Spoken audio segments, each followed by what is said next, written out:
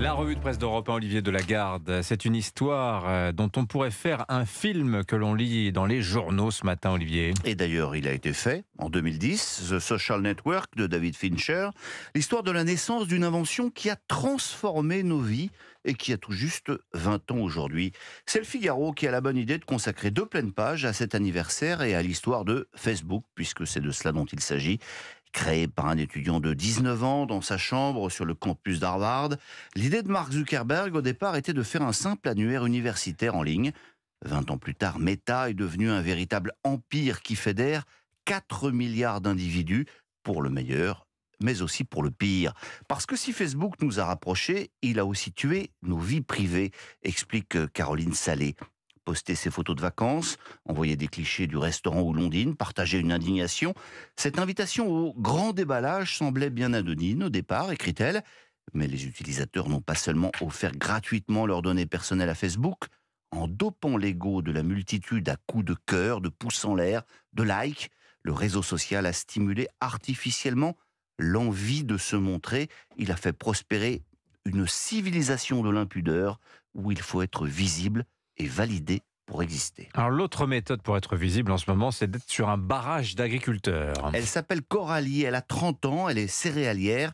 Et si La Horse n'avait pas déjà été tournée par Granier de Fer en 70, elle pourrait faire du cinéma. Pour l'heure, elle est déjà à la une de Paris Match, où elle pose l'air déterminé devant un tracteur. Paris, on arrive, proclame le panneau à côté d'elle. Alors avant qu'il n'arrive, Match est allé à la rencontre de ces agriculteurs qui n'en peuvent plus. Lisez ces témoignages recueillis par Gaël Legène, celui de Fabien, cultivateur de blé et de betteraves, qui raconte craindre les contrôles inopinés pour mesurer les distances par rapport au cours d'eau, les sols drainés ou pas, les amendes ou les pénalités. On bosse comme des fous.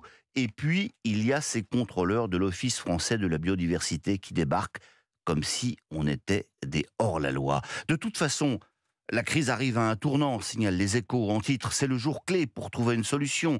Dans le Parisien aujourd'hui en France, Victor Tassel explique que, face au risque que tout dégénère, une double prise de parole de l'exécutif est prévue. Ce sera d'abord Emmanuel Macron à Bruxelles aujourd'hui pour des annonces fortes, puis sans doute demain, Gabriel Attal qui actera les réformes et dévoilera un calendrier.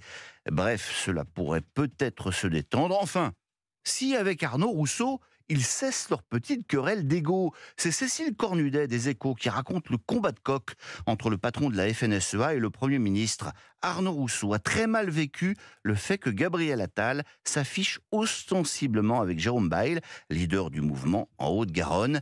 Il a d'ailleurs fait savoir au Premier ministre que lui, il parlait directement au président. Entre eux, l'explication de gravure est musclé. Alors autre sujet, autre journal, autre film. Et après les muscles, une histoire d'amour impossible. Cela pourrait être un remake du Clan des Siciliens par Takeshi Kitano. L'intrusion d'une japonaise dans l'affaire Delon.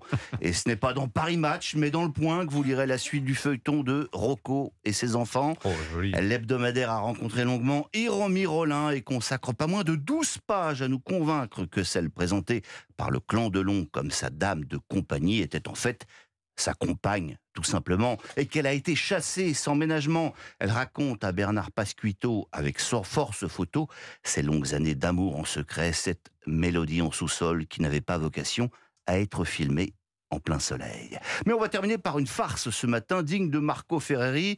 Vous vous souvenez de La Grande Bouffe, 1973 ? Eh bien, 51 ans plus tard, cela pourrait s'appeler Le Grand Jeûne. Nous sommes le 1er février, Dimitri, c'est donc la fin du Dry January que vous avez suivi scrupuleusement. Absolument. Vous disiez que vous alliez donc pouvoir vous remettre à boire un coup, sauf que maintenant, il va falloir s'arrêter de manger. Ah non. C'est la dernière toquade à la mode, le jeûne intermittent, nous raconte le Parisien. Intermittent, ça ne veut pas dire qu'il suffit juste de s'arrêter de grignoter entre le goûter et l'apéro. Non, il ne faut plus rien avaler pendant 16 heures par jour, Dimitri. Selon Frédéric Salman, cardiologue à 16 heures et vendeur de livres à la télé le reste du temps, se priver de petit déjeuner serait la clé d'une vie longue et en bonne santé. Bon, vous faites comme vous voulez. Le journal précise quand même qu'il y a assez peu de données scientifiques pour étayer tout cela. Mais comme disait l'autre, si on ne sait pas si ça va vous permettre de vivre plus longtemps, ce qui est sûr, c'est qu'entre 2 repas, le temps va vous paraître beaucoup plus long. Mais le secret, c'est de dormir au milieu. Hein, voilà, comme ça, vous pouvez les faire, vos 16 heures, sans manger. Essayez, Olivier, ça vous ferait pas de mal.